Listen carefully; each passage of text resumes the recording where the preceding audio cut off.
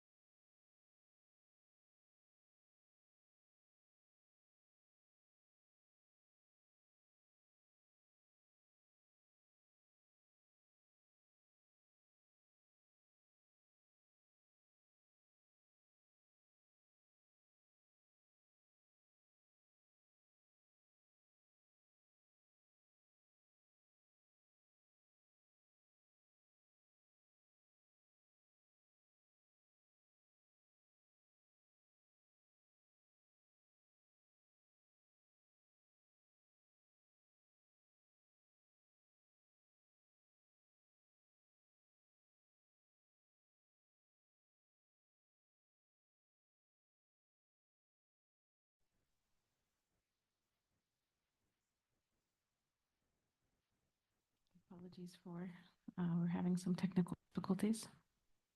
Seem to have been resolved. Alhamdulillah. So we'll start again. Bismillahirrahmanirrahim. Alhamdulillahi Rabbil Alameen. Wa sallallahu ala Sayyidina Muhammad wa ala alihi wa sahbihi wa sallam. Rabbi shrah li sadri wa yassir li amri wa hlul 'uqdatan min lisani yafqahu qawli. So inshallah, we are continuing with Surah al-Buruj this week, and hopefully we will finish the surah today. And before we start the actual tafsir for today, I wanted to ask about the assignment for this week and how that went. What was the assignment?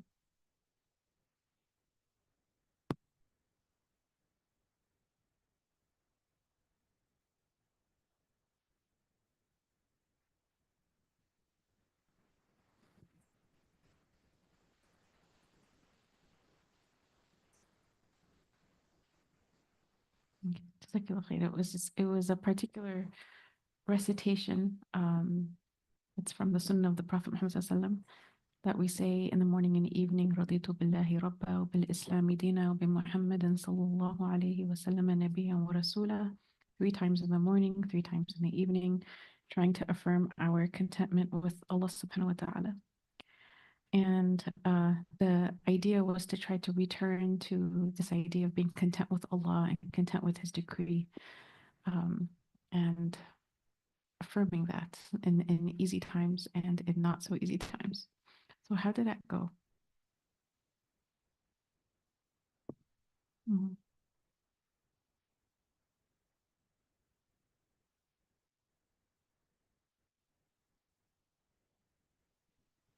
Mashallah. Better able to accept things outside our control. So it's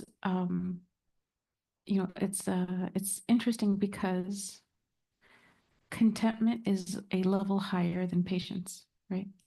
To be content is a higher it's a higher spiritual practice. But the reminder to try to be content comes when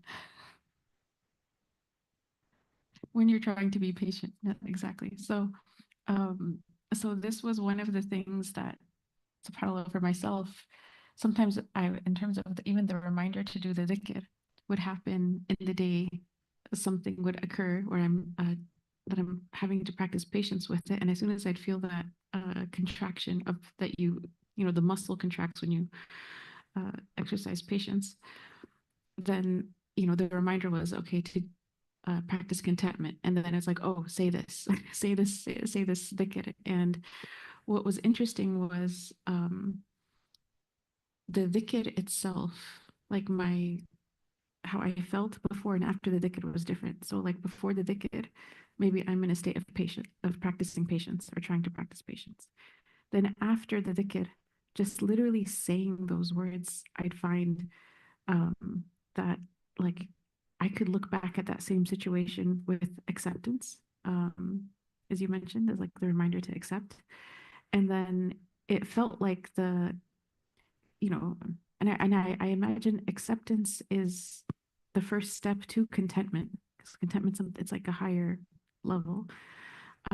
So acceptance would come first, and then I felt like the the steps to contentment were short from I guess, like once you get to acceptance.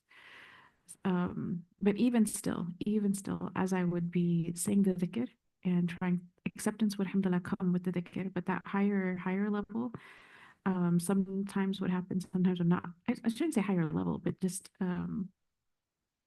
like a total letting go, and being pleased with the situation. It would be touch and go. But subhanAllah, how like before would always be patience, and after would always be something better than patience. So I thought that was interesting because I try to actually practice internally contentment before I make the dhikr. Because a lot of times we feel like in order to do something we need to feel it, but sometimes in order to feel it you need to do it. So and for me it was the actual dhikr helped a lot, a lot, a lot. So alhamdulillah. The other thing, well, actually, let me see if there's any other thoughts or reflections from the assignment. Any other? So there we go. Mhm.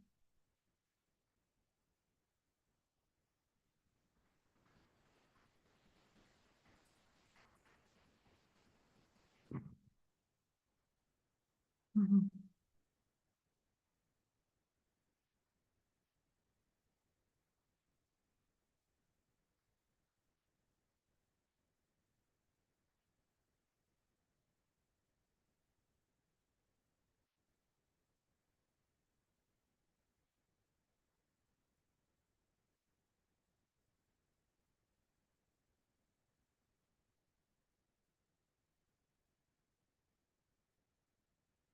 Mhm.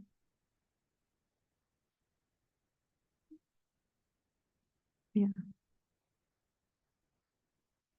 yeah. Subhanallah. Yeah. Barakallahu fiki. Thank you so much. Any other thoughts from the assignment?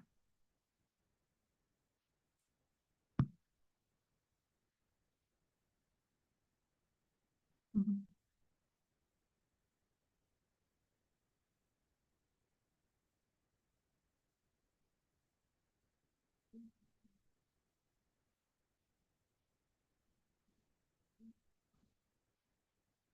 Mhm.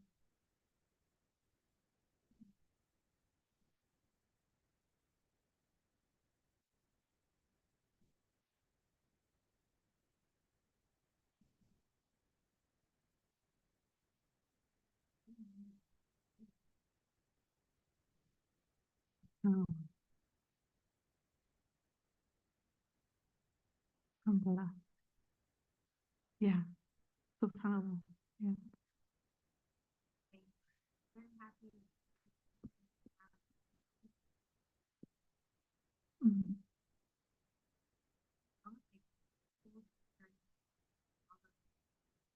SubhanAllah.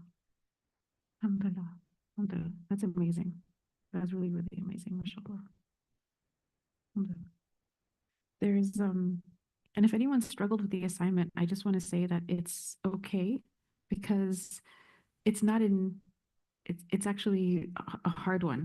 I mean, a harder one. Like patience is something we can wrap our minds around, restraining ourselves, doing obedience. But contentment is such a spiritual thing.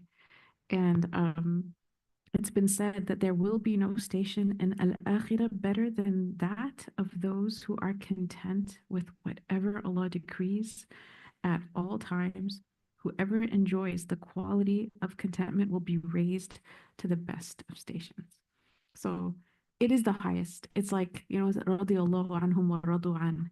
It's so for us, it's a practice, and we just try to practice it and as best as we can, and that's the way of the salik. You just try to do what you can, however you can, however much we can. And then it's Allah who establishes a person from uh taking them from like the ahwal, the states of contentment to actually arrive at a station. There are people who,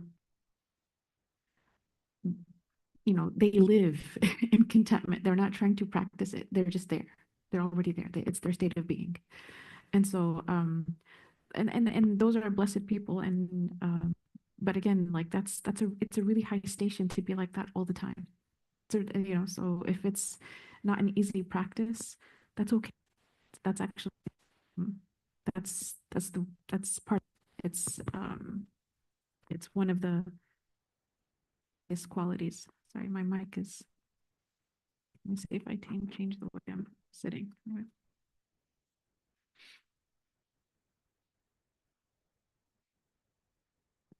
So inshallah, we'll now continue to the tafsir. Let me just check time. Okay.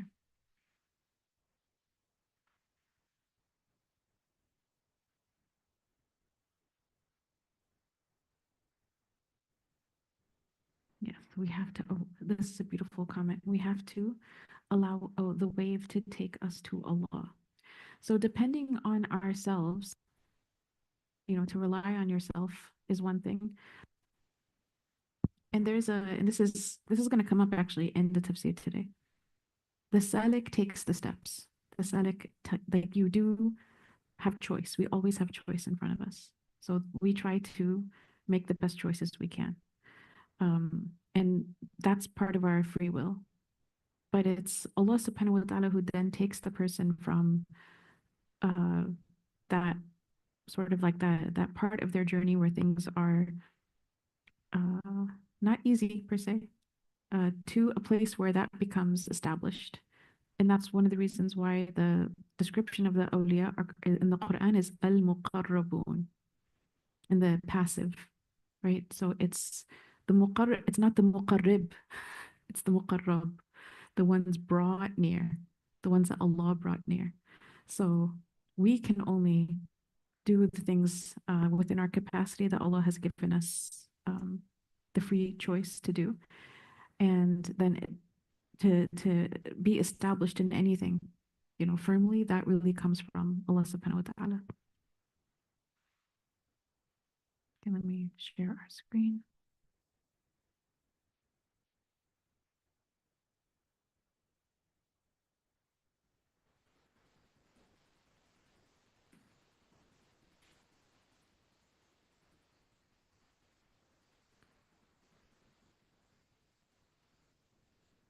Okay, so last week we did verses 11 and 12, and today, inshallah, we will do hopefully the remainder of the surah.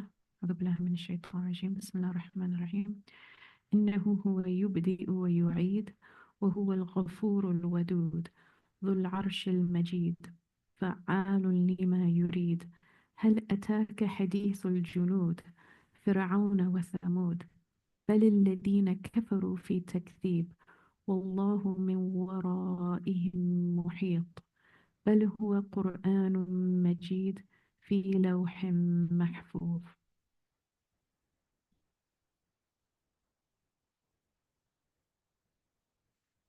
For he is certainly the one who originates and resurrects all, and he is the all-forgiving, all-loving. Lord of the throne, the all-glorious, doer of whatever he wills. Has the story of the destroyed forces reached you? And again, in parentheses, O Prophet. The forces of Pharaoh and Thamud.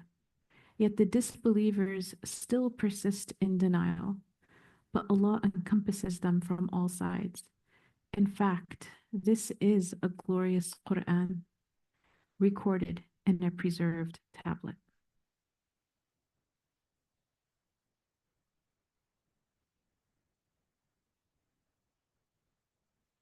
So this verse 13, إِنَّهُ هُوَ يُبْدِئُ وَيُعِيدُ. This is a verse that speaks of, you could say, actions, but they're descriptions of Allah subhanahu wa ta'ala. God originates and brings back. That is, he causes things to come into being and then to return to him, thereby giving them new life after their life on earth. I just wanted to, because these verses, this set of verses, 13, 14, and 15, deal with beautiful names of Allah, I wanted to look at these beautiful names in some detail. So here it's mentioned yubdi wa yu'id. So what is the name of Allah that is connected to these actions? Al-Mubdi, Al-Mubdi, yes, and what was that? Al-Awwal, no. But Al-Mubdi is the first one, but it's in the verse, the second one.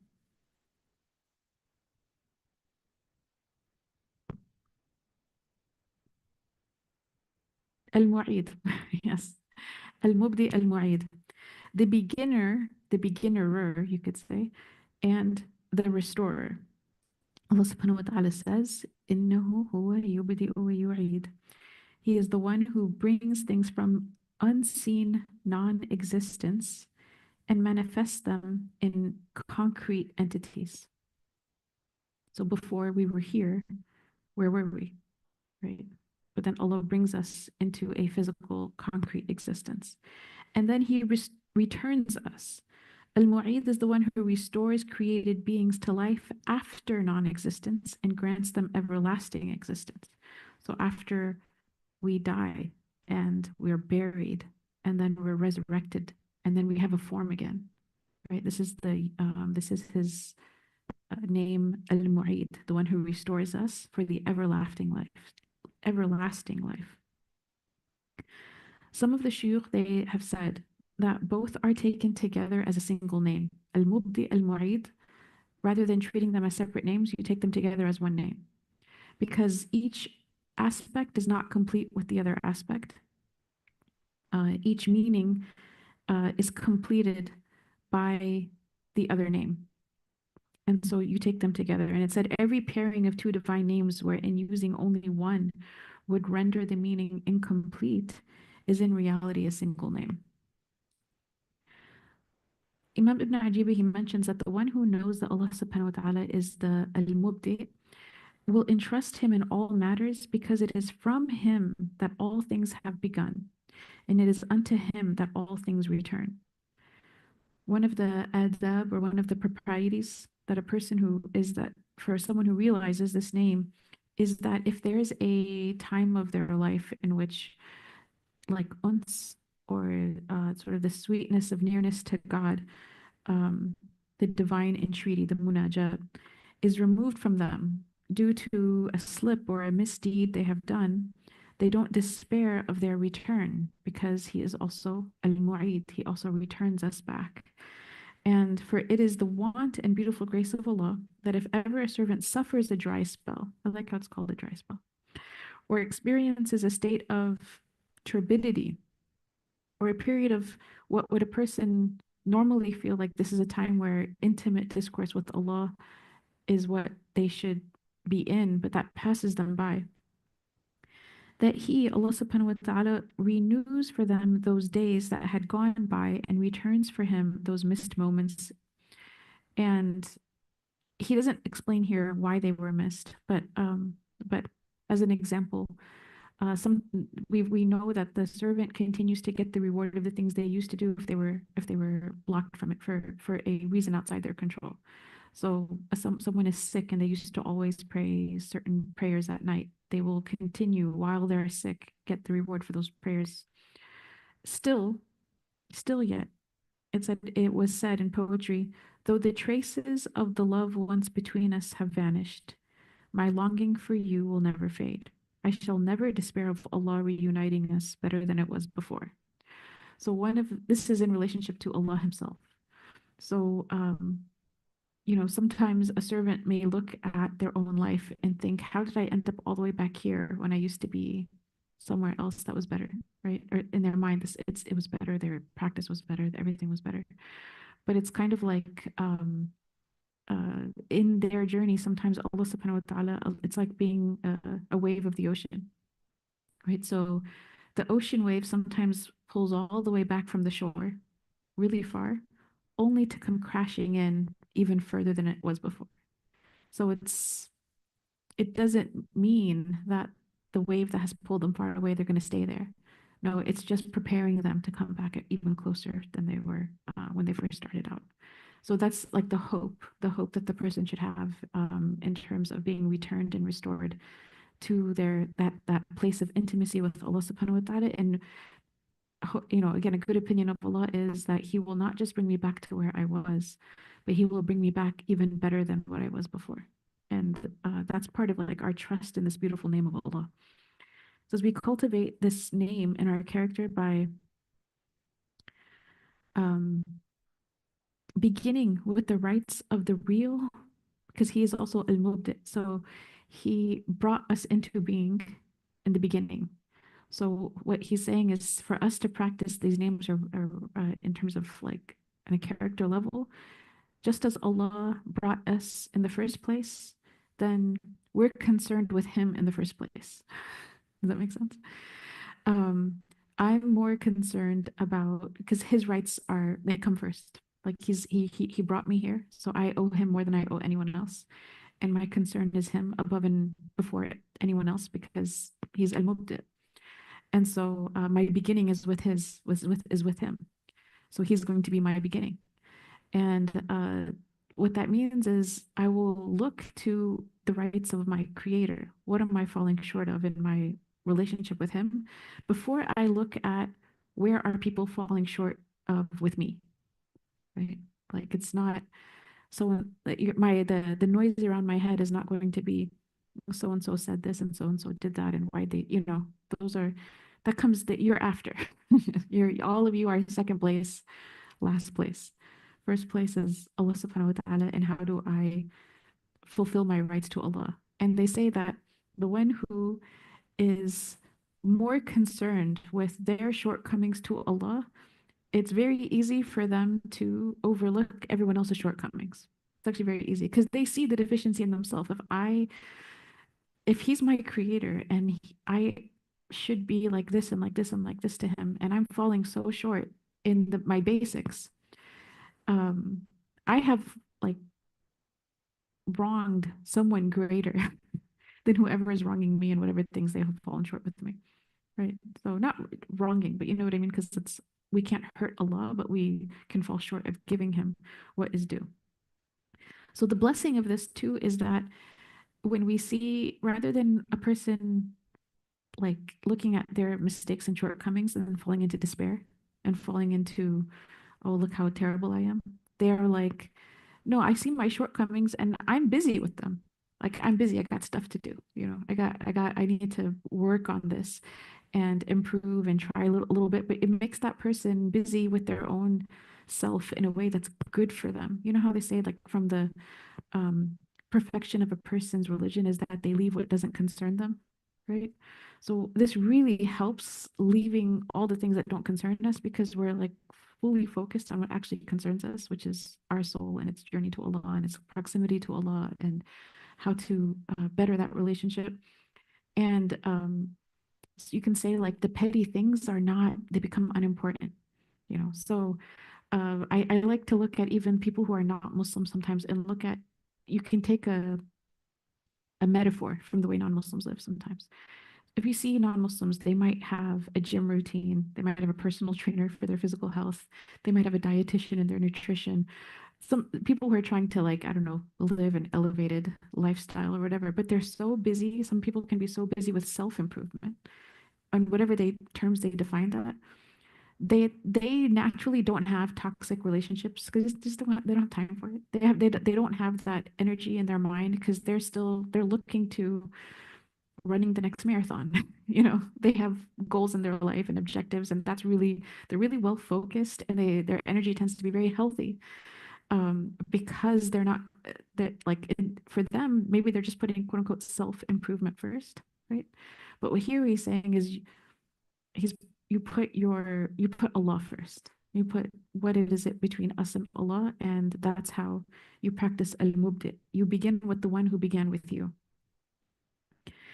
And um, and then also al-mu'id, that we are concerned with then returning to him with sincere expressions of spiritual and physical neediness.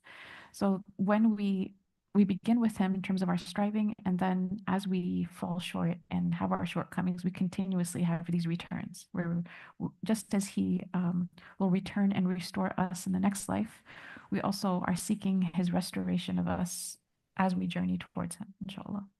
So that's Imam Ibn Ajiba in terms of cultivation. For Al-Ghafur, وهو الغفور الودود, the name Al-Ghafur is an emphatic noun derived from Ghufran, forgiveness. Al-Ghaffar implies the encompassment of times and individuals, whereas the name Al-Ghafur speaks of the amplitude of his forgiveness. So this Al-Ghafur speaks to the frequency, like how often Allah is forgiving us. And it's derived from the word ghafr, which is a medicinal plant that heals wounds quickly when placed on the skin. And so he says that ghafr, forgiveness, heals the wounds of sin, just as the ghafr plant heals the wounds of the body. So this is something that I think is really beautiful, because a person can repent from a sin, and the effects of the sin they may still suffer from the effects of that sin, right? They looked at something wrong, and the effects of, maybe they asked Allah's forgiveness and they're like, okay, now, yeah, but I still feel like the effect of it is in me. The istighfar itself that they say and the continued forgiveness that they receive from Allah subhanahu wa ta'ala doesn't just remove the sin itself, it can remove the effect of the sin. It heals, it is healing.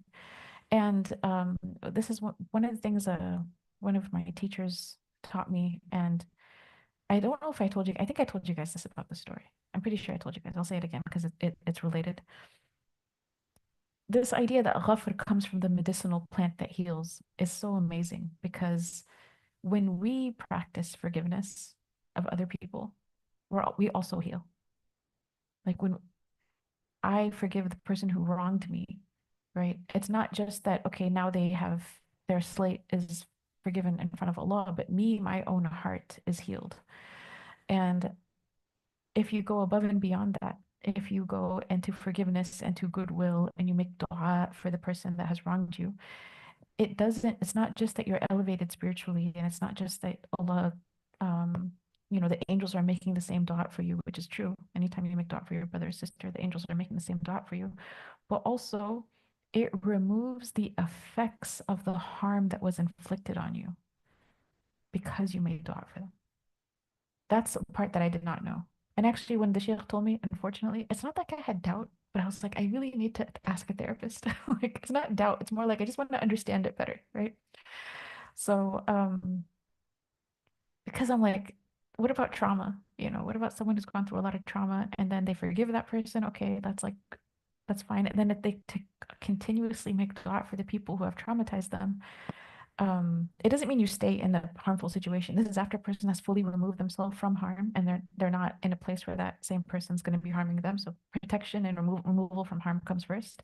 But then after you're safe, to go back and forgive, and then make dua, and making dua for the one who harmed you actually removes the effects of the trauma.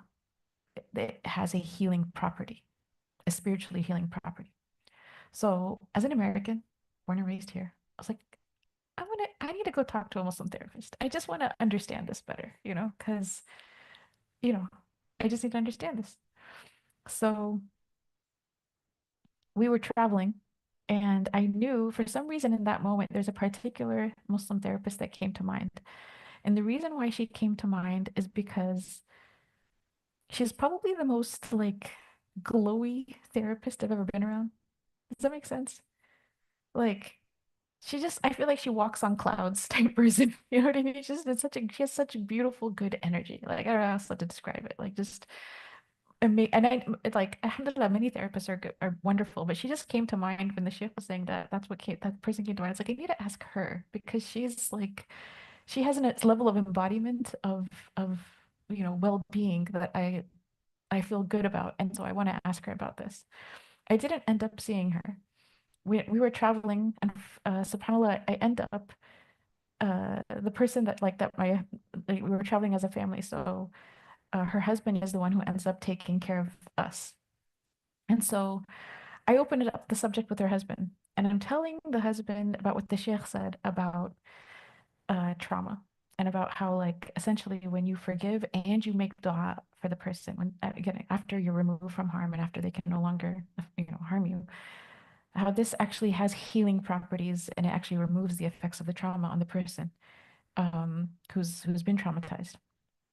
So I'm telling him about what the sheikh is saying, and he has his hands in his head, and he's like, "Oh my God, oh my God," and I'm like, "Are you okay?"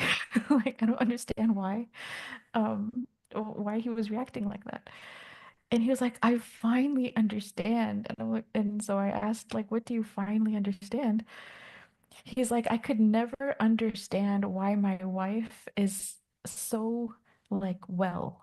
Why is she so well? Because she's gone through things in her life that if someone were to go through 5% of that, he's like, I know the world I come from, I know people like that, and most of them are suicidal. And she was like, I could never understand how she's so well, except she has this one thing in which she doesn't will bad for the people who've wronged her the hardest. And she says, I'm a therapist. I know people who are, in pain. They cause pain. They don't mean to. They're just in pain. It's like she just makes excuses for others in the sense of doesn't harbor it, doesn't take it personally, sees it as just a reflection of where that person is in their life and returns it with like, really she wishes well for them. She genuinely wishes well for the people who, and he was like, if people went through 5% of what he's gone through in life, they'd be so unwell. And he brought up a story of a time when she was really badly wronged and how she responded to it, and he couldn't understand it. And he even told her, he was like, it's okay if you want to be mad at them. And she's like, she's like, I just need a day to myself. And she took a day for herself, and then she was back to being, subhanAllah, like walking on clouds. But that was like all the testimony I needed. That was literally the testimony I needed was the Muslim therapist who's trained here in the West. Um, her personal practice of well-being that she did not know. Clearly, she did not know that this practice is what brings her well-being because even her husband didn't know it. But it was just something she naturally, subhanAllah, was blessed with doing. Again, it's a very amazing thing. Was she would forgive people in such a way that it actually brought her healing from whatever people did to her. So you know, that's incredible. SubhanAllah. So going back to the beautiful name of Allah, Al-Ghafur. Again, that's not an easy thing. That's not an easy thing. I'm not saying if a person's not there that they should feel bad about themselves that they're not there, but just know that um there are like uh you could say there's like levels of being, and this is it, towards the top. To be that way with God's creation is ihsan. It's to worship Allah as though you see him. You're not transacting with creation. You're transacting with Allah. And that's again, ihsan is not the same as sharia in the sense that sharia, you take them to court, you sue them. You know what I mean? Like you're allowed to do that. And if you want to hold your grudge until the day of judgment and say, I'm going to meet you on the sirat, you can do that. But I would say it's just not it's not as a, it's a level of exchange which is on a lower level. It's allowed, legally permissible, allowed, but it's not that elevated level. So this is just something to like think about in that regards. So he says also, al-ghafur is derived from the word mighfar, helmet, which is placed upon the head in battle because forgiveness covers up sins the way that the helmet will cover a person's head. The mighfar will cover a person's head in the battlefield. He who knows that Allah is al-ghafur will seek forgiveness abundantly, and to seek forgiveness is to seek absolution from the sin. For the sin, sorry, for the seeking of forgiveness to be sahih, like just sound, correct, it should come with a level of brokenness or humility, like regret, remorse. That should be attached to the seeking of forgiveness. When we seek forgiveness from Allah subhanahu wa ta'ala. And then for it to be kamil, it's coupled with a tawbah, with the intention to not repeat the same thing again. But what's said is that if the seeking of forgiveness is somehow stripped of both humility and brokenness in front of Allah, and it's also stripped of the intention to not repeat, then Imam Ibn Ajibah says it's batil. It's uh, what's a good translation for batil? Invalid. Invalid.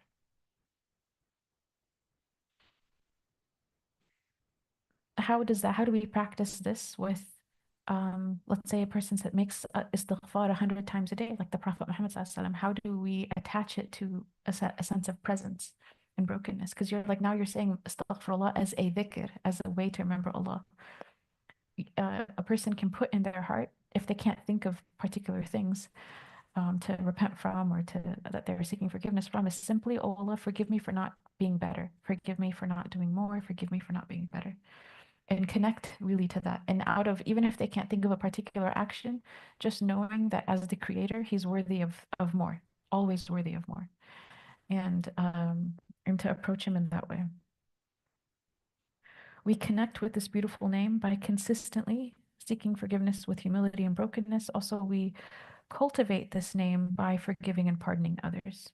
And Allah subhanahu wa ta'ala talks about how elevated again this practice is. He says, let him pardon and forgive. Would you love that Allah forgives you? Indeed, Allah is all forgiving, most merciful. So you could say, forgive others in the way that you wish to be forgiven. You know, like I want to be forgiven by Allah in such a way where like it's all wiped clean. That's the kind of forgiveness I want, like no trace of it.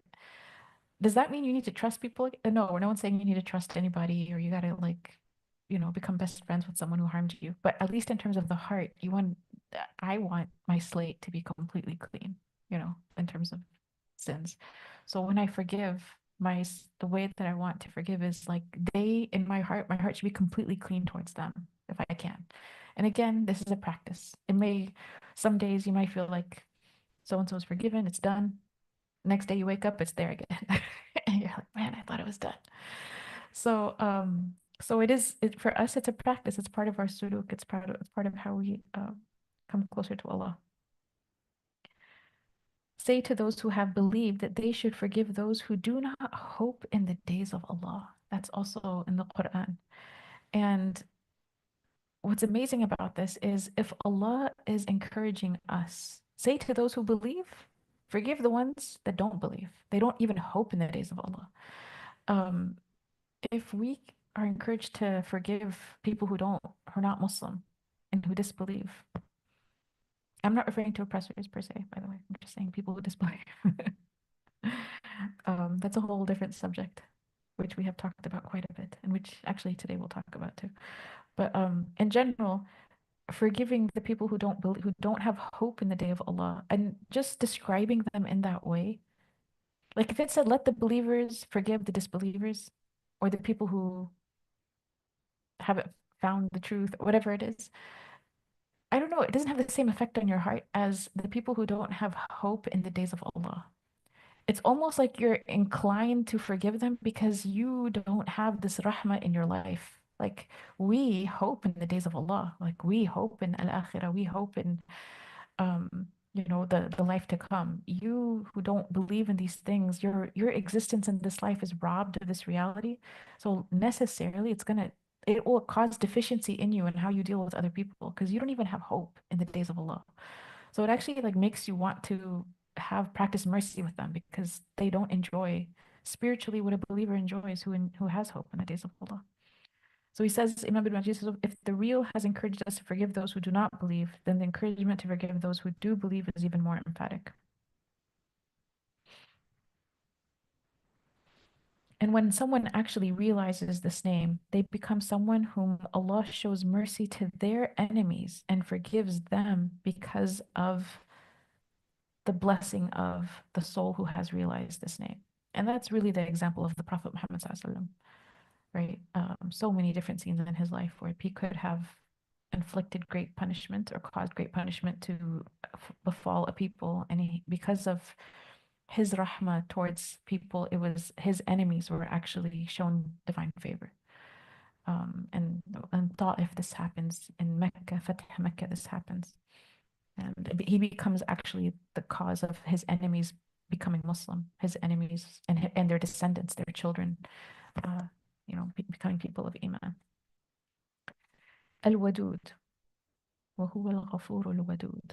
So Allah subhanahu wa ta'ala in this verse connects his forgiveness with his love. Allah subhanahu wa ta'ala in his name Al-Wadud, it's described as a name of Allah which can be seen as an emphatic subject noun or an emphatic object noun.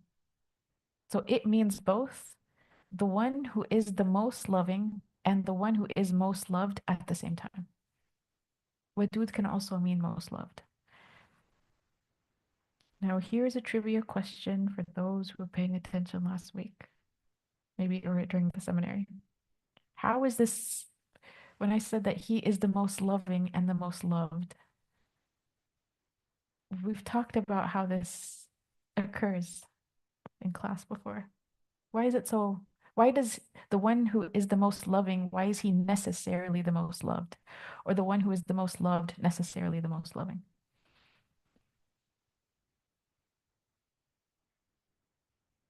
We're going to use the word necessary for Sheikh Fuad's sake. Yeah.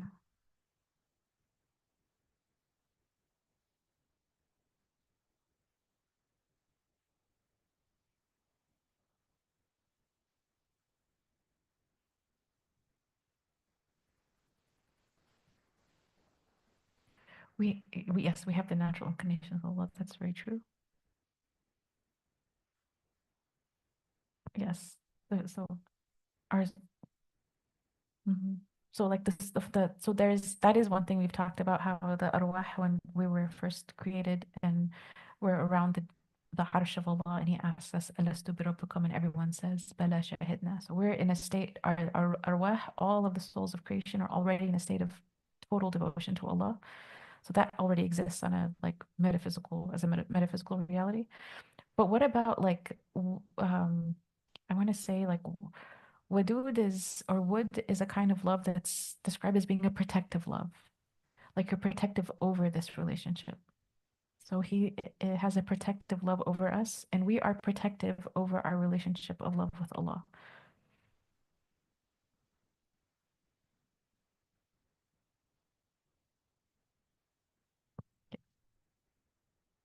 And I was gonna say, our love is when we love Allah, it's because He loved us first. Yes, yes, that's yes, exactly. You got it. I I don't have chocolate bars to throw out for the right answers to the trivia question. What was that? Cupcakes, yes. Someone get this woman a cupcake. Actually, everyone who answered because you all contributed, mashallah. But yes, that every single feeling of love in our hearts is a reflection of the love of Allah subhanahu wa ta'ala, that He loved us first. Our hearts are actually responding to His love. It's just we're thinking, oh, I love him, but the presence of the heart of love in our hearts is that He loved us. We're actually experiencing His love. ورضا. Yep. Yeah. So he's necessarily going to be the most loving and the most loved.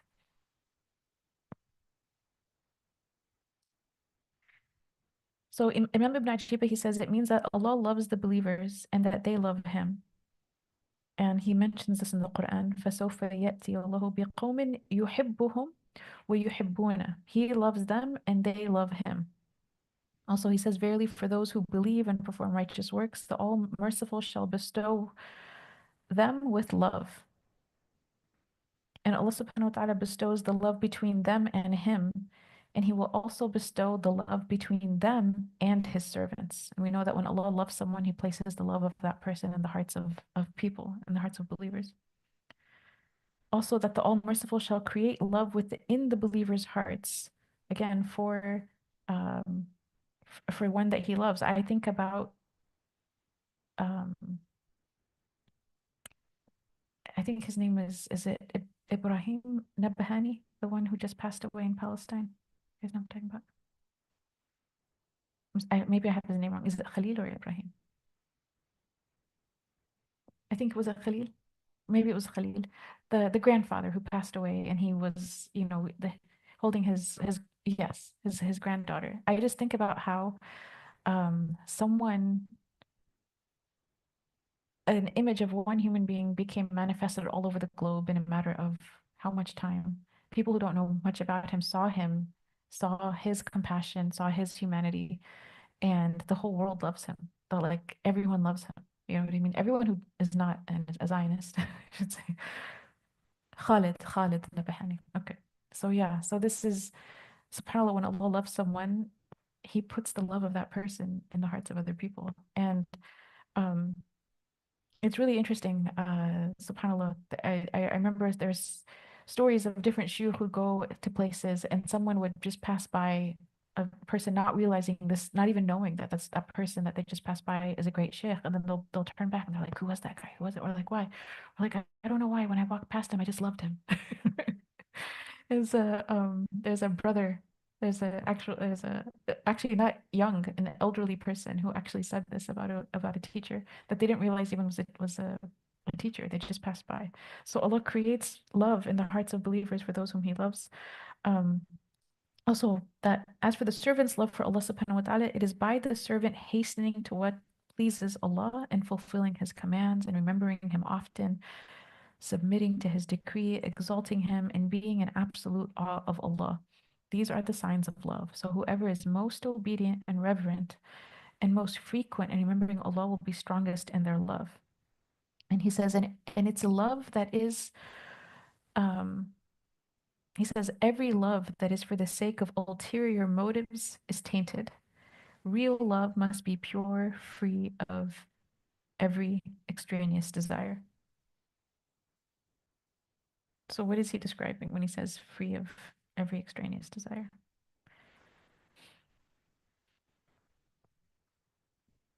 Mhm. Yeah, exactly. You don't love him in order to, because you love that he gives you gifts and because you're like waiting for the next gift or that you're avoiding the things he helps protect you from the things you don't like. The love is because of simply who he is. So he says you should connect with this name by seeking Allah's love as much as possible through obedience and remembrance and not forgetting him. But also, it's not, the love must be for no motive or external cause, but simply to give his lordship its due. And he says there's a tradition where verily Allah Most High says, the most beloved of the lovers in my sight is the one who worships me not for the obtainment of a gift, but in order to give my lordship its due. And he says this is not possible unless one first seeks the love of those who already are in this place. So, meaning the love of the awliya, because the awli they have already, you don't seek their love in the sense of uh, instead of Allah, but it's more like they become the people who show you how to love Allah like this.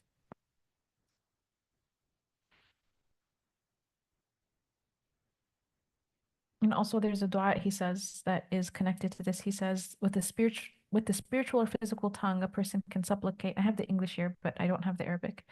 O loving, who loves his friends and elect servants brought near. So who loves his awliya and his muqarrabin. Place love in my heart for you and place love for me in the hearts of the believers. There's another narration that we do know the Arabic of, and it's one of the ones of the dua that the Prophet from the Prophet Muhammad sallallahu Allahumma inni as'aluka hubbak wa hubbu man yuhibbuk wa hubba kulla amalin yuballighuna hubbak. Oh Allah, we ask you for your love and the love of those who love you and the love of every act which draws us closer to you, or which grants us your love.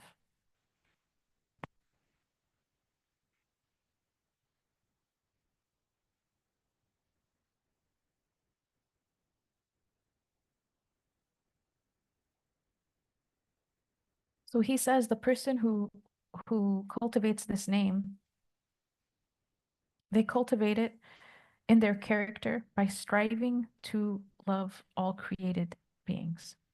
And he says that's by lovingly desiring faith for someone who doesn't have it, lovingly desiring repentance for the sinner, lovingly desiring firmness for the righteous person, and lovingly desiring for all creation in general and in particular what we love for ourselves. And again, this was another question I had asked a teacher of mine, which I was like, okay, so in the three levels of love, the first level is you only like give extra when you have extra. The second one is you share, and then the highest levels you prefer other people. And then he stopped me. He goes, "There is no highest level. There is these are just categories, but there is no highest level of love. Meaning, love for the creation of Allah can continue to grow and grow and grow." And he said a person can actually reach a place, and he didn't say this is where it ends, but he said a person can actually reach a place where they love everything in existence for the sake of Allah.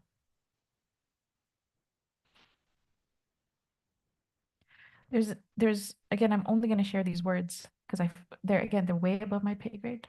I share them only as inspiration, not as if I even understand anything. So, but when I read it, I feel inspired. So that's why I'm going to read it for us. He says, "You will realize this name by being utterly annihilated from your own self and quote unquote your love, by subsisting instead through the love of your Lord, till there is but one love from the loving." And Ashishtari said, "He who sees me sees what is utterly astounding. I am the lover and the beloved, there being no two." Don't ask me to explain that. And he says, and with Allah's ennobling grace. وبالله التوفيق. ذو العرش المجيد, Lord of the throne, the all glorious. The Arsh, which I think we've discussed before in previous classes of tafsir, which I'll just speak briefly of in terms of understanding the vastness of the Arsh of Allah subhanahu wa ta'ala. There's a narration of the Prophet Muhammad sallallahu that if you were to take the first sama of the samawat, of the seven samawat, and you were to place it in the second sama of the seven samawat, it would be like a ring in the desert. If you were to take the first two skies and place it into the third sky, it would be like a ring in the desert. If you were to take the first three and place it in the fourth, it would be like a ring in the desert. If you place the first four into the fifth, it'll be like a ring in the desert. If you place the first five into the sixth, it's like a ring in the desert. If you place the first six into the seventh, it's like a ring in the desert. And then all seven skies together compared to the Arsh of Allah subhanahu wa ta'ala is like a ring in the desert. This is not something easily we can imagine. It means it's like beyond the scope of human imagination. But just in terms of what's really interesting is I was taking a physics class in college, and it was the first time the teacher was talking about the Milky Way and the cluster. There's galaxies, there's galaxy clusters, there's many different levels of outer space. And every time he showed where we were in the next scene of outer space, it was just like a speck, like a dot, less than a dot in the screen of the pictures. And I think it only went up to like 3 or 4 levels, it didn't go up to 7. So I remember I went to the professor and I asked him after class, it was such an 18-year-old me thing to do. By the way, I used to tell my husband this all the time. I used to say, if you knew me when I was 18, you would have never married me. And he's like, what? I was like, that was crazy. That was crazy. So I go up to the professor after class. I am 18 at this time, and I tell him, I'm like, because he was the professor who taught physics, but he spoke in numbers. Like he at the same time that he said anything, it's like his language was numbers. Like in class, he would talk about the sizes of things and the miles of things and the measurements of everything. Like it was that's how he saw the world, like the Matrix. Like he just saw numbers everywhere.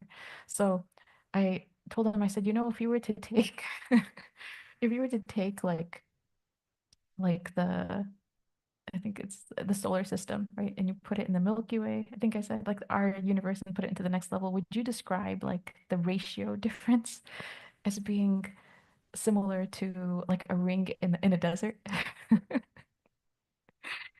And he's like, well, let me see. A ring is about 3 centimeters, whatever. And if you do that, he starts doing the numbers. And he's like, in the Sahara Desert, he knows the measurement of the Sahara Desert. So he's like, the Sahara Desert is this many miles. And he starts like calculating stuff. And he goes, I think it'd be more like He's like, a lake? No, no. Yes, yes. I think I would describe it as a ring in a desert, the Sahara Desert. So it's like, okay. So it's like, what if you were to take, it's the whole thing. What if you were to take the first two and put it into the third? Would you also describe that? Would that ratio also be somewhat similar as a ring in the desert?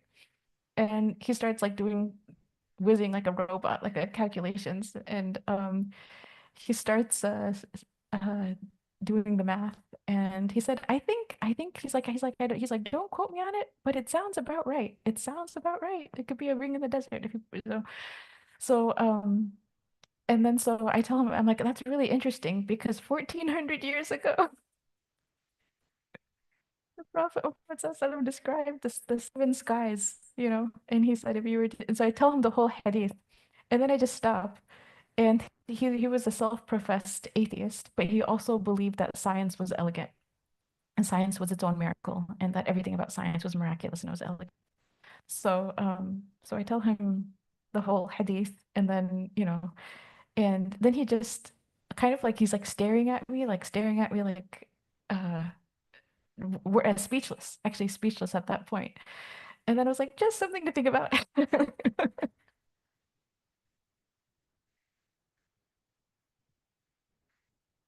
Don't try this at home, guys. Yeah. Anyways, yeah. There's many of these moments in my 18-year-old highlight reel. Anyways, it's just it was like repeat after me. Ashhadu an la ilaha illallah. No, I have other college, 18-year-old college, Muslim and college stories. That's why I can't do academia, but anyways, different story. Let us return to tafsir, inshallah. What was that? Oh, it's 8:14. Okay. So I want us to finish Surah al-Buruj today. So I think I'll go for 15 more minutes and just wrap it up, inshallah, because just so we can complete it. So Dhul Arsh al-Majid. Um, al-Majid can either describe the Arsh of Allah subhanahu wa ta'ala, or it can describe the possessor of the Arsh, which is Allah subhanahu wa ta'ala. Al-Majid is one of the beautiful names of Allah, which means the glorious. And he is the one who is bountiful in gifts, or the one who is exalted in ranks, the one who possesses perfect nobility, vast dominion, and who is limitless and unsurpassable. It means the one who has no co-sharer in his praiseworthy attributes. Allah is the glorious. Um, he who knows that Allah is the glorious will humbly submit before his divine authority and not look to others in what is ultimately his affair. And we connect with this beautiful name by holding fast to the means of attaining his honor, like when Allah bestows upon his servant honor. And this is not an outward honor of this world, this is like a spiritual honor. So the one who uh, is seeking for Allah to raise them, essentially, but raise them not in some physical sense in this world, raise them in their relationship with Him. So he says they hold to the means of attaining this, coupled with reverence and exaltation, and expressing in order to be honored by Allah and elevated by Allah in our relationship with Allah, we turn to Him not with look at all my good deeds. That's not how we turn to him. It's actually the opposite. It's turning to him with brokenness and humility and expressing to him our utter neediness and want. Like, if it's not for his favor, we will be lost. If it's not for his blessing, if he were to leave us to ourselves, we would ruin ourselves. Like, turning to him in that brokenness is what actually causes for the elevation to take place. So he says to be glorious in our own essence by making Allah the ultimate focus of our spiritual ambitions. Be glorious in your attributes by having excellent qualities of character, and be glorious in your actions by constantly upholding good conduct and propriety and acquiring virtues. And then he says, this becomes realized in someone um, when they don't fluctuate in their reverence and humility in front of Allah. So basically, when the circumstances fluctuate, their heart remains steady in acknowledging Allah subhanahu wa ta'ala as the glorified. And so that's when it becomes realized in someone. فَعَالٌ لِمَا يُرِيدُ, the doer of whatever he wills. Allah subhanahu wa ta'ala mentions in the Quran in many places that truly God does whatsoever he wills. Unto God belongs the sovereignty over the heavens and the earth, and whatsoever is in between them, he creates whatsoever he wills, and God is powerful over all things. This one of the beautiful names of Allah is Al-Qadir, the all-powerful, the all-capable, but also that his will is in constant, you could say, it's constantly revealing itself to us. And every moment we are in a state of witnessing the divine will. And we're going to return to that when we get to the very end. So this one, I'm just pausing on it because it's in the last ayah. هل أتاك حديث الجنود فرعون وثمود? Has the story of the destroyed forces reached you? And again, talking to the Prophet Muhammad sallallahu, the people of Fir'aun, or the forces of Fir'aun and Thamud. Now, Thamud, just as a very quick summary, were the people that Salih came to. And so um, after the people of Ad, so Ad are the people that the Prophet Hud came to. And does anyone know how the people of Ad were destroyed? You remember that from the Quran? What was Yes, so there was for 7 days and 8 nights, it was a storm that essentially obliterated everything and everyone. But this was after they were given many chances and many opportunities. And even before the Rih came, they experienced total and complete drought. Their crops failed, no water was coming. When they first saw the rain, they were like, oh, the rain has finally arrived. When they were experiencing the drought and were in need of water, the Prophet Hud came to them and said, you can end this drought right now. The people, Allah will send rain if you just turn to him in forgiveness. And they still wouldn't, even though they were in need of water. And so after many chances, they were destroyed. So after the destruction of Ad, Thamud succeeded them in power. And this community also fell into idol worshiping. And as their material wealth increased, so did their evil ways. Um, they were known as the people who erected, like the people of Ad, they erected huge buildings on plains and beautiful homes that were built into hills. And they were considered more advanced than the people of Ad, like their dwellings were even greater. Some people have guessed, are the people of Thamud, connected to the Petra, those the homes that were built into the mountains. Allah subhanahu wa ta'ala sends them his prophet Salih, and he is a man from amongst them. And he's also a descendant of the prophet Nuh alayhi salam. And some of them believed in him, the majority of them disbelieved in him. And Allah subhanahu wa ta'ala tells them in the Quran, or like we know the story from the Quran where he tells his people, oh, my people worship Allah, you have no other God but him. And they don't listen to him. So he's known from the prophets as being known for his wisdom, purity, and goodness. People respected him before he came to them with the prophecy, very similar to the Prophet Muhammad sallallahu. He was already a respected man in his community. When he comes to them as a prophet, again, it's out of jealousy that the Quraysh, the ones that rejected him out of jealousy, not because they didn't recognize the truth in him.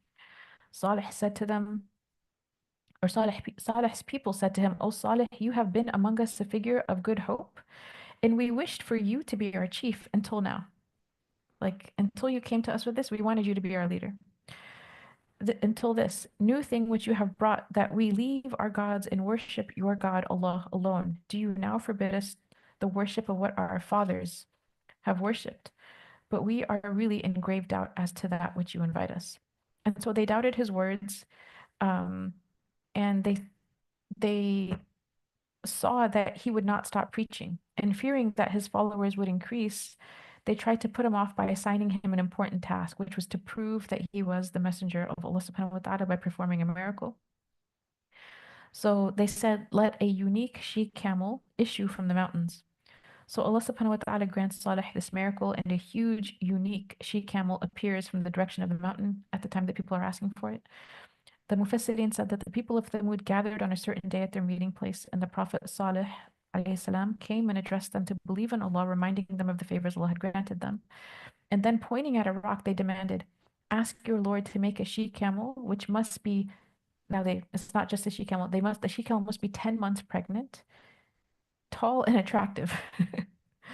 Issue from the rock for us. So Salih replies, look now, if Allah sends you what you have requested, just as you have described, will you believe in that which I have come to you with, and have faith in the message that I have been sent with? And they say yes. So he took a vow from them on this. And then he prayed to Allah subhanahu wa ta'ala to grant their request. Really quick, very quick side comment. The Prophet Salih alayhi salam did not manifest the she camel. He prayed to Allah and asked Allah to grant the miracle. Okay. He did not close his eyes and think she camel 10 months pregnant and just manifest it. Okay. The greatest prophets turned to God and asked for Allah to answer their prayers. So Allah ordered the distant rock to split and to bring forth a great 10-month pregnant she camel. And when their eyes set on it, they were amazed, and they saw a great thing, and it was a clear evidence. Allah subhanahu wa ta'ala says in Surah Al-Isra, we sent the she camel to Thamud as a clear sign, but they did her wrong. So again, a number of the people of Salih, when they saw the evidence, that was sufficient, and they believed, and they were his followers, but most of them continued in their disbelief. Also, Allah subhanahu wa ta'ala says in Surah Al-Hijr, verily the dwellers of Al-Hijr, the rocky tract, denied the messengers. We gave them our signs, but they were averse to them. So there are a number of ancient accounts of this camel and its miraculous nature. One is that the camel was miraculous because a rock in the mountain split open and it came out of a rock. So it literally emerges from inside a rock. And then it says, followed by its young offspring. The second thing is that the she camel used to drink all the water in the wells in one day, and no other animal could approach her. And the third is that the she camel produced milk that was sufficient for all of the people to drink on the same day that it drank all the water, leaving no water for them, but it produced the milk that they needed instead. So they said that this camel was a blessed camel. Again, its milk was sufficient for thousands of people, thousands of men, women, and children. It slept in a place that was abandoned by other animals. The other animals wouldn't come close. But their hatred of Salih, for the people who rejected him, ended up turning onto the camel itself. So they ended up hating the camel, the proof of his prophethood. And it centered on it. So let me ask you guys, what made them turn their sights from the Prophet Salih to the camel? Who got involved? Shaitan. Okay, so just all the evil ideas, right? There's another player involved that shifts the attention and gives the bad ideas, right? There's waswasa. So a conspiracy started against the camel by the disbelievers, and they secretly plotted against this camel. And Salih actually feared that they were going to kill this camel. So he said, oh my people, this she camel of Allah is assigned to you. Leave her to feed on Allah's earth and touch her not with evil, lest a torment will seize you. And for a while, they let the camel eat and drink and graze freely. But eventually, the disbelievers began complaining that this huge animal frightened the other animals and is drinking all their water. So, so they lay a plot to kill this camel. And so the person who kind of takes the lead on this is his name, they actually have his name, Saduq bint Mahya. But bint means the woman, who was from a rich and noble family. And so she basically said she'll marry whoever uh on whoever kills the she camel. Whoever wants me, that's what she's saying. Whoever I, go and commit this crime. Another woman, an old woman, offered one of her daughters to someone in return for killing the she camel. So this was the way that they were essentially trying to bribe people into the crime. And the reason why this is so shocking in some ways is that like this was not an evil, like women got involved. You know what I mean? Like you know what I mean? So yeah, no, it's the pl many of the stories the bad guys are very clearly like men who kill the prophets, right? But this time it was a woman who or women, two women, a young woman and an old woman who are trying to get people to commit the crime. So the question is like what worldly price can someone pay to sell their soul, right? If someone's saying like, look, here's the whatever it is, uh, it's a proposal. It's actually an indecent proposal.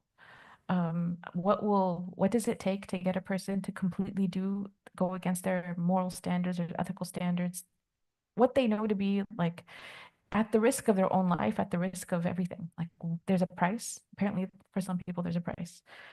There should never be a price. There's literally never an answer to um like what can someone offer you in order for you to do something that completely goes against your morals and your ethics. There should be no answer to that. Like they can't offer you anything in this life because what they have to offer you is not more precious than the pleasure of Allah subhanahu wa ta'ala.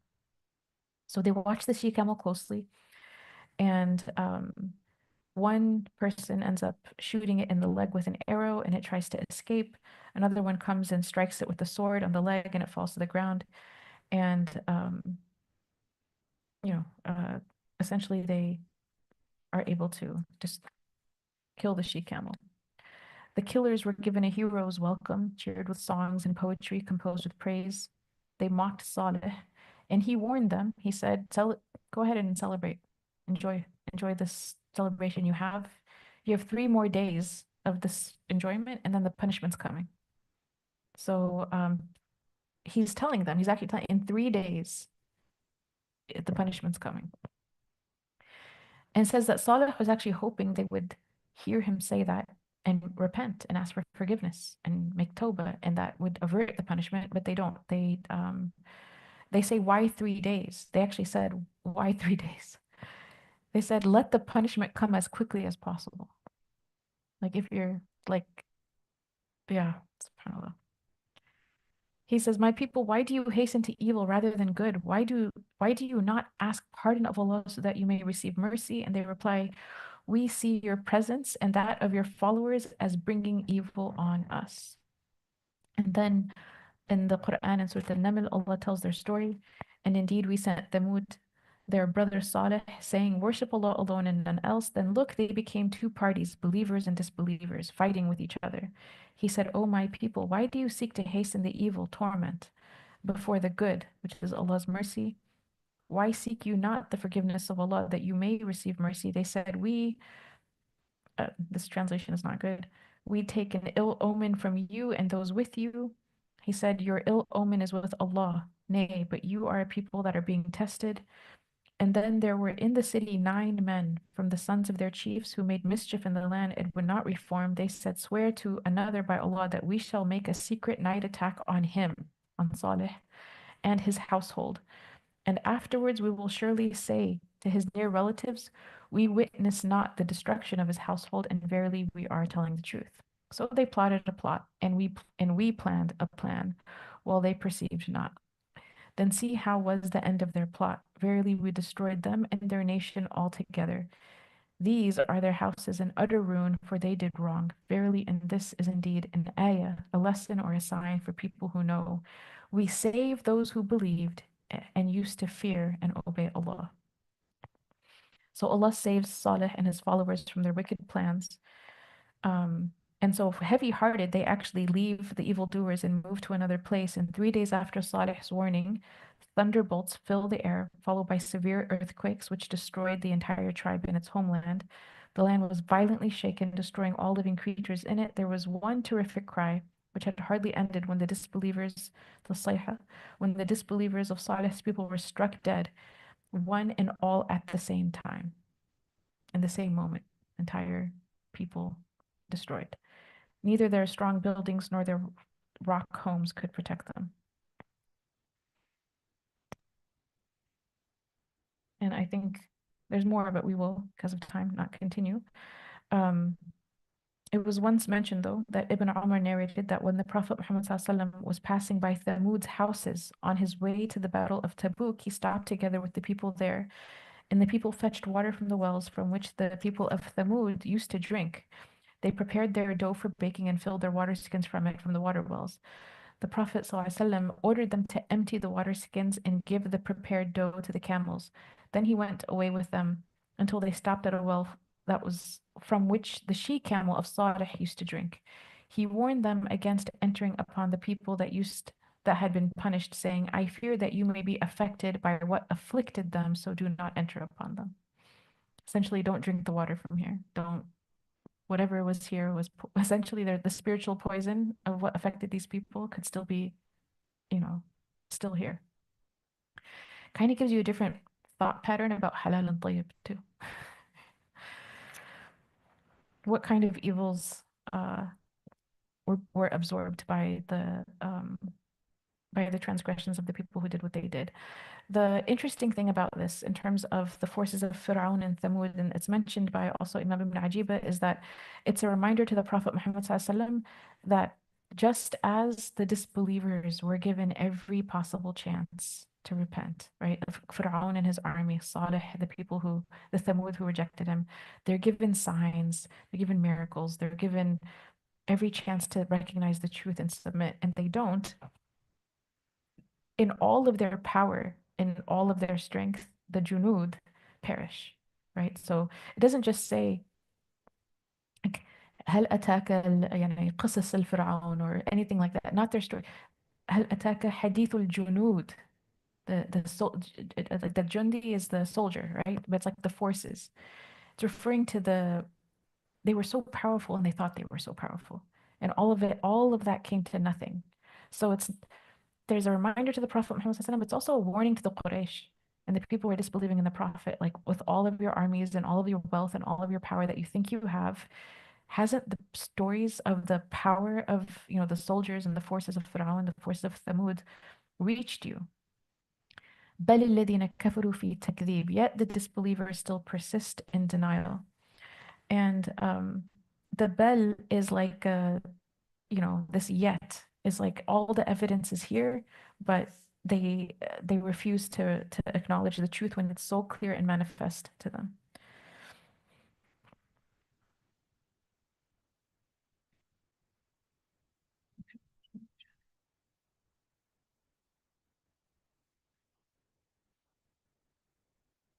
وَاللَّهُ مِنْ وَرَائِهِمْ مُحِيطٌ. But Allah encompasses them from all sides. God encompasses whatever they do, and this is also mentioned in other verses in the Quran. Um, Essentially, their denial is not only useless, but it's spiritually dangerous.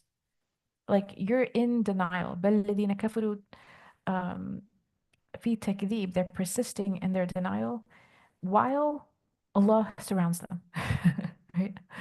وَاللَّهُ مِنْ وَرَائِهِمْ مُحِيطٌ. Like, the plot of Allah surrounds them, the reality of Allah surrounds them. So your denial is dangerous. You're not escaping God. You are fully encompassed by Allah subhanahu wa ta'ala from all sides.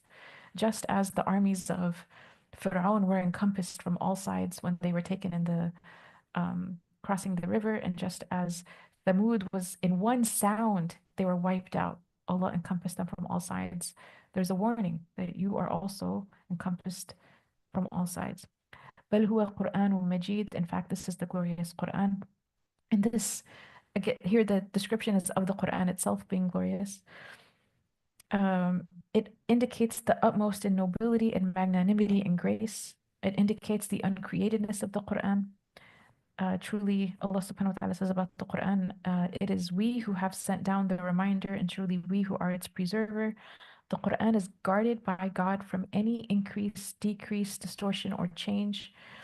It's also said that Kitabun Maknoon, not Lawh al-Mahfuz, but Kitabun Maknoon and Lawh al-Mahfuz, preserved tablet, are the same. So some believe that the Lawh al-Mahfuz and Kitabun Maknoon are the same. That's in the Tafsir Imam al-Razi.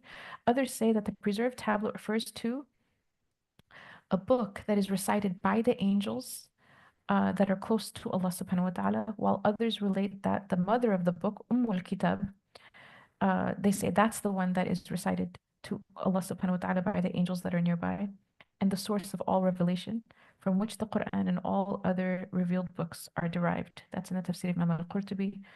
Imam Ibn Ajiba also mentions that.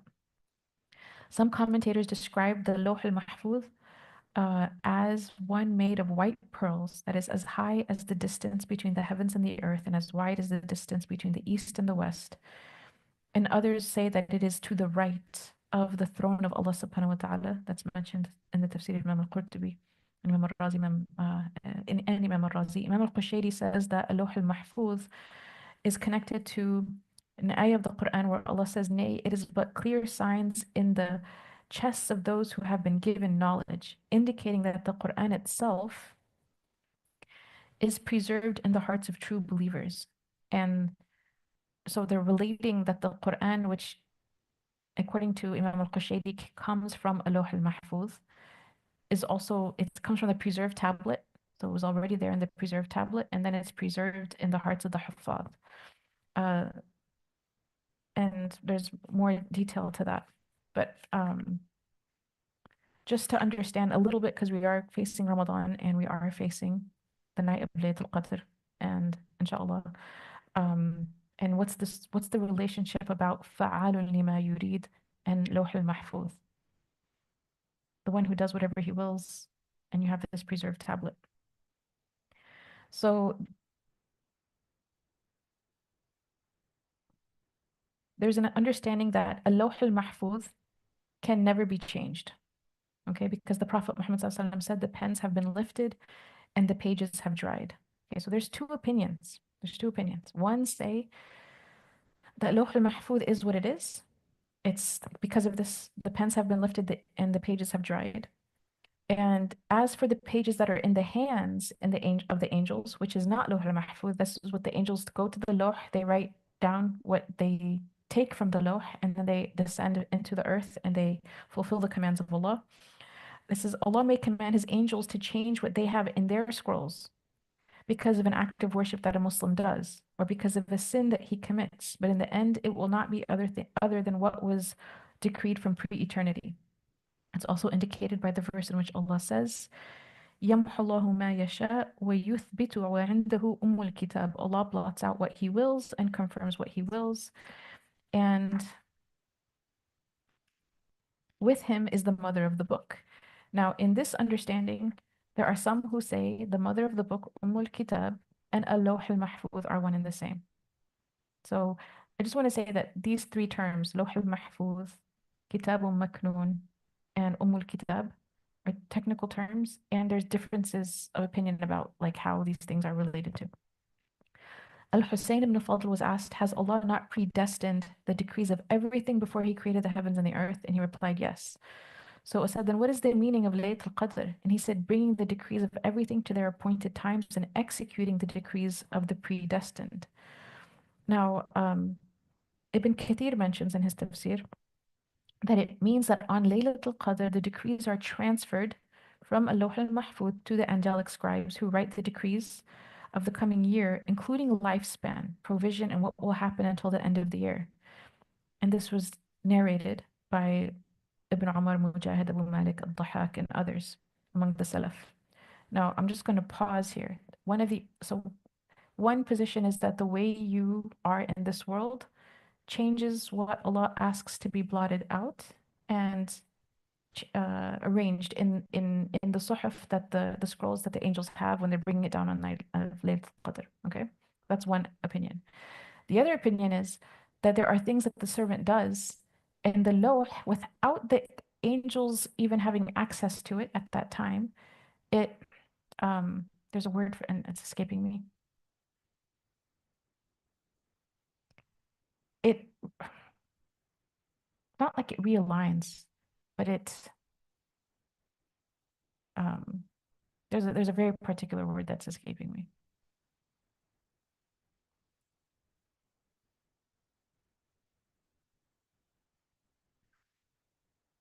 What was that? For now, we'll use the word adjusts.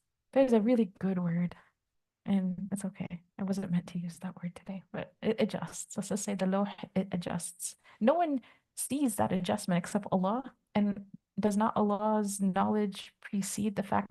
Yes, like it, Allah's knowledge precedes that. So Allah knew that that's going to happen.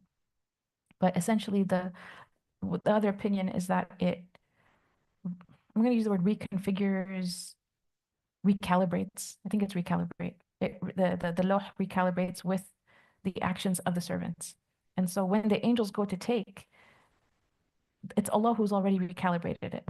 And so the angels take what's there, and they and then it's revealed on the night of Laylatul Qadr. So there's more evidence to this. The Prophet Muhammad urged us to do some acts of worship which have an effect of increasing a person's lifespan.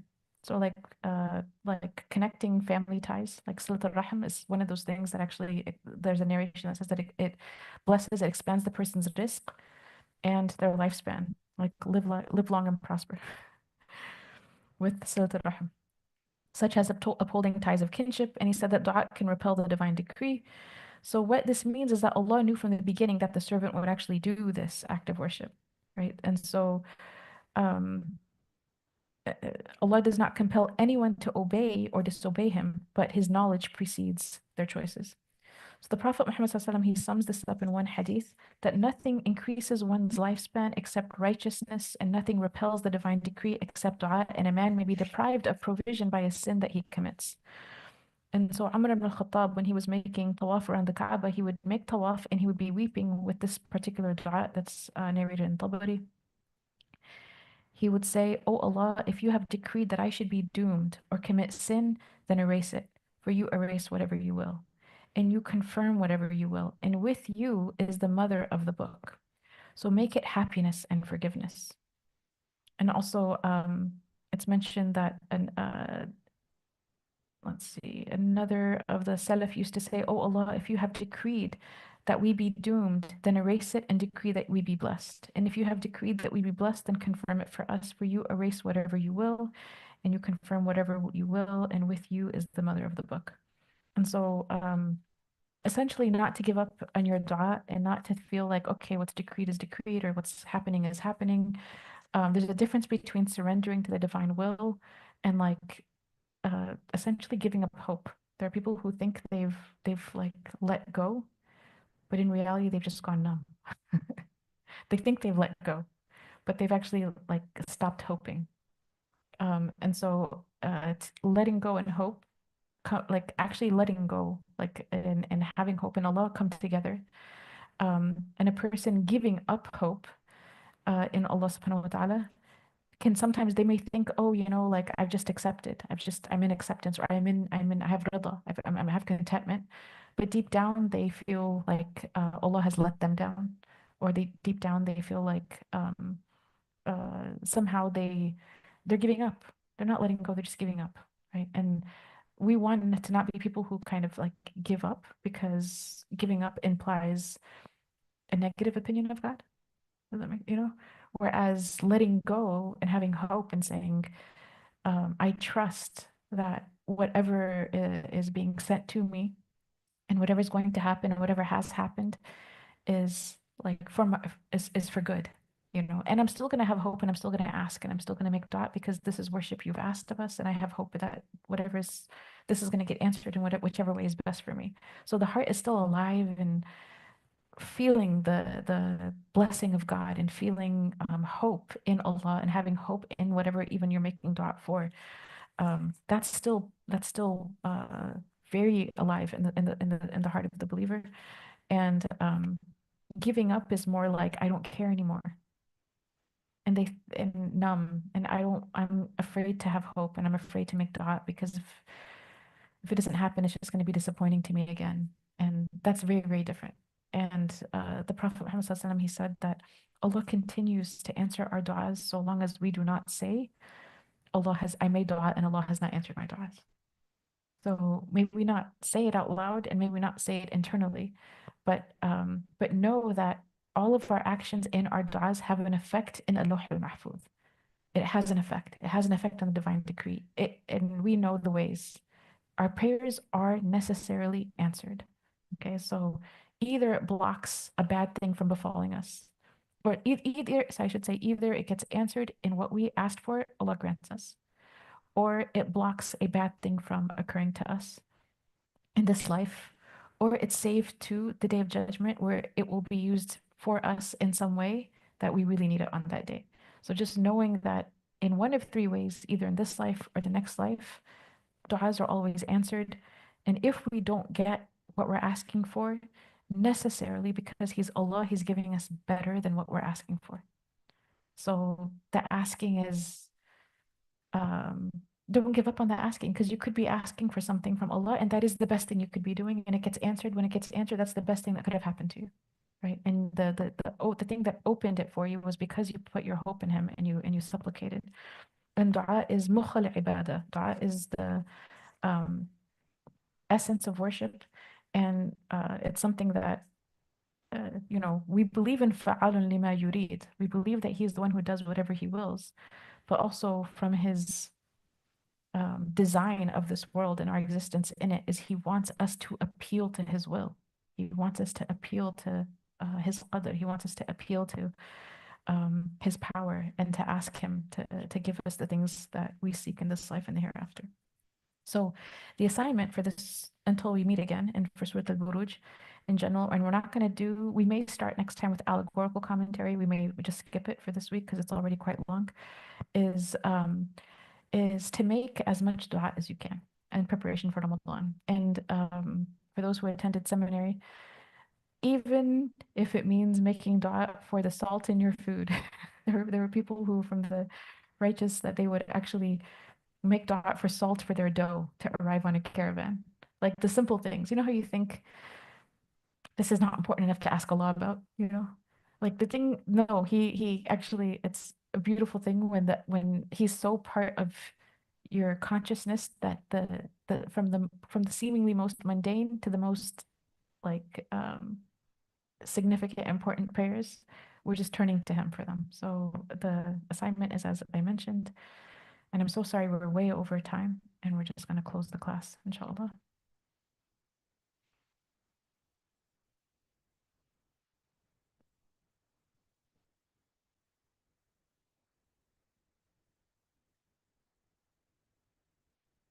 وأنت إن شاء الله بسم الله الرحمن الرحيم اللهم وفقنا لما تحبه وترضى واجعلنا من عبيدك السعداء وأمتنا على كلمة الهدى علمنا ما ينفعنا ووفقنا للعمل بما علمتنا به واجعل ما نحن فيه خالصا مخلصا لوجهك الكريم آمين يا رب العالمين اللهم اجعل تجمعنا هذا تجمعا مرحوما وتفرقنا بعده تفرقا معصوما لا شقيا منا ولا محروما وصلى الله على سيدنا محمد وعلى آله وصحبه وسلم.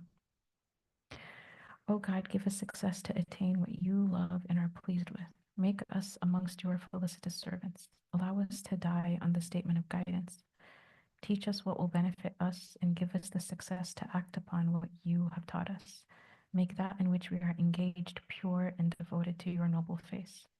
Ameen, O Lord of the worlds. O God, make this gathering of ours a gathering enveloped in mercy, and our parting thereafter a parting of our sins purged and forgiven. Not one of us wretched or deprived, and peace and blessings be upon our Master Muhammad and upon his noble family, companions, and followers. Ameen. I realized that we will not be meeting next Tuesday, this coming Tuesday. So I'm just going to add one more assignment to this thing about making dua. And that is forgive other people the way you want to be forgiven. Try to, I should say. Try.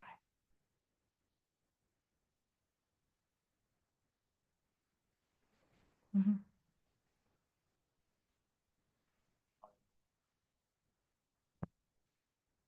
It's a poem. It was a poem. Let me see if I can find it. Sometimes when poetry is mentioned, they say, and the poet said, and so they don't say the name of the poet. Let's check. Oh, Ashishtari. Oh, Assalamu alaikum. Thank you all so much. Assalamu alaikum.